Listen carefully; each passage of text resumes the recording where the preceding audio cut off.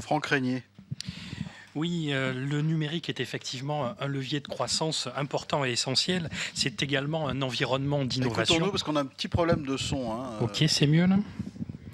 Le secteur de l'économie numérique est largement dominé aujourd'hui par les entreprises américaines et asiatiques.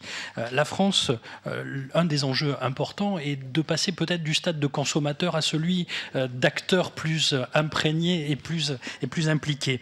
La recherche et le développement sont donc des outils essentiels pour cela.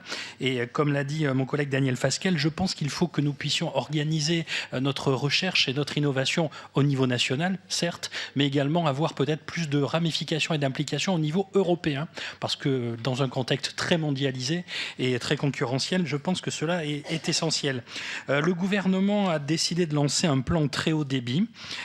L'objectif est de raccorder au très haut débit 100% de la population d'ici 10 ans. Objectif ambitieux, mais quelles sont les grandes étapes et comment s'organise le financement, si vous avez quelques éléments précis là-dessus. Sur le volet éducation, vous avez rappelé qu'il était important que nos enfants... On essaye de rester sur le rapport quand même, parce que ça... c'est pas les ministres qu'on accueille ce matin, je vous le dis juste. Non mais c'est quand même des questions qui vont permettre d'orienter la politique, me semble-t-il, Monsieur le Président. Sinon je pense qu'on peut aller faire autre chose, aller faire une pétanque devant l'Assemblée nationale. Il me semble qu'on est en train de faire de la politique. Donc ce que j'étais en train de dire avant que vous me coupiez, Monsieur le Président, c'est que sur le volet éducatif, vous proposez de préparer et d'insérer donc plus nos enfants dans l'ère du numérique. À l'heure où nous mettons en place une réforme des rythmes scolaires, quelles sont les propositions que vous pouvez faire?